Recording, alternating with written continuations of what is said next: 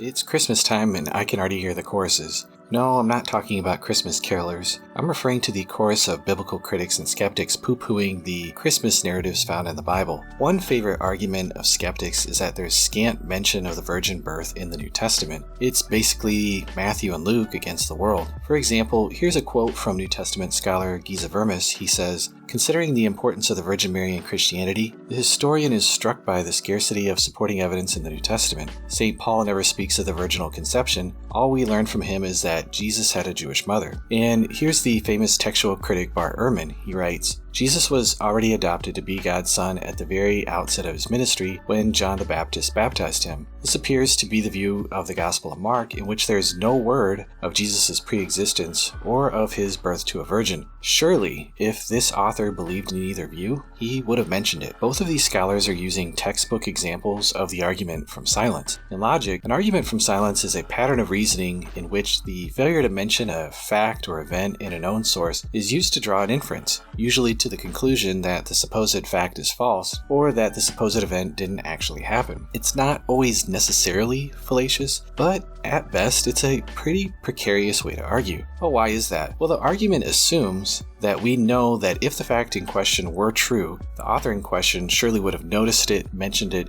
and that the record of it would have survived to us living in the present day. But often our expectations and reality are two very different things. Exactly how reliable is our intuition at predicting whether a writer would mention a fact or event that did really happen? As it turns out, not that great. By looking at some examples, I think you will see that we tend to vastly overestimate ourselves. Let's take a look. Neither Herodotus nor Thucydides provide any report of Rome or the Romans in their histories of ancient Greece. That seems to be quite the oversight. In Thucydides' history, Socrates isn't mentioned. This is despite the fact that he may have been considered one of the most important characters in Athens during the 20 years covered in his work. Thucydides himself doesn't appear in Aristotle or Xenophon. We have to wait about 250 years for Polybius to mention Thucydides. In two long letters to Tacitus, Pliny the Younger describes the eruption of Mount Vesuvius in great detail. However, quite weirdly, he doesn't mention the destruction of the cities of Herculaneum or Pompeii. 60,000 people estimated probably died. Suetonius, Hadrian's secretary, also discusses Vesuvius but neglects to refer to the destruction of these towns. Dio Cassius named them about a century after Pliny, and he wasn't an eyewitness and probably never even spoke to one. In 41 AD, Claudius expelled the Jews from Rome. Both Jewish writers Josephus and Philo fail to mention this despite both of them preserving tons of Jewish history. We only find this event in the Book of Acts and Suetonius. In his detailed biography of Constantine, the church historian Eusebius glaringly fails to mention the death of Constantine's son Crispus and his wife Fausta. Shakespeare and Francis Bacon were near contemporaries. Both were ridiculously prolific writers, but neither acknowledged the other in any of their writings that we have recorded. The Civil War General, U.S. Grant, says absolutely nothing about the Emancipation Proclamation despite keeping an extensive diary. Are you beginning to see the problem yet? But let's take things a step further. Since Giza Vermes used the silence of Paul to argue against the virgin birth, let's take a look at what else Paul doesn't mention in his letters. He omits that Jesus was baptized. For that matter, he fails to mention John the Baptist. Jesus was a well-known parable teller. Paul fails to quote a single parable of Jesus or mention that he used him. Virtually every historical scholar on the planet believes that Jesus cleansed the temple in Jerusalem, including Vermes.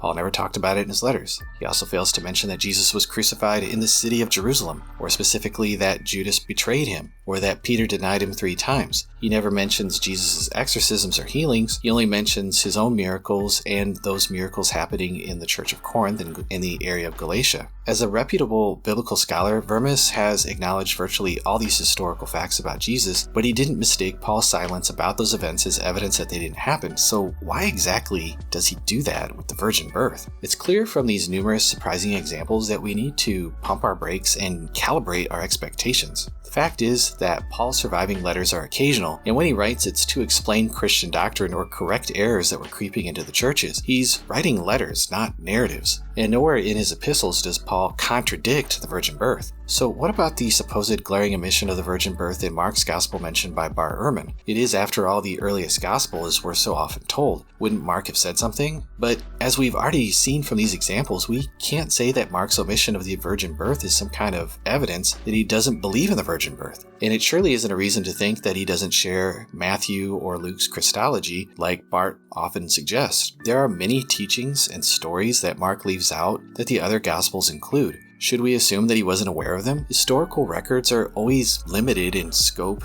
and design, and an author can't include every detail, so we shouldn't draw a clear-cut conclusion from what an author didn't include. It seems from the very first verses of his gospel, Mark had a definite object in his narrative to describe the events of Jesus' ministry within the limits of the common apostolic testimony, which, as we know, began at the baptism of John, well into Jesus' adulthood. So Mark gives no record of Christ's birth at all. How then can his gospel be said to contradict Luke and Matthew's testimony, which do give circumstantial information on this subject? Ehrman again makes the same argument from silence in arguing against the virgin birth, but this time he wants to show that Matthew and Luke don't share the Apostle John's view of Jesus' pre-existence. He writes, "I should stress that these virginal conception narratives of Matthew and Luke are by no stretch of the imagination embracing the view that later became the orthodox teaching of Christianity. According to this later view, Jesus was a pre-existent divine being who became incarnate through the Virgin Mary, but not according to Matthew and Luke. If you read their accounts closely, you will see that they have nothing to do with the idea that Christ existed before he was conceived. In these two Gospels, Jesus comes into existence at the moment of conception. He did not exist before." Notice that last line. He didn't exist before. How exactly does Bart know that Matthew and Luke didn't believe that Jesus existed before? Do they say that anywhere?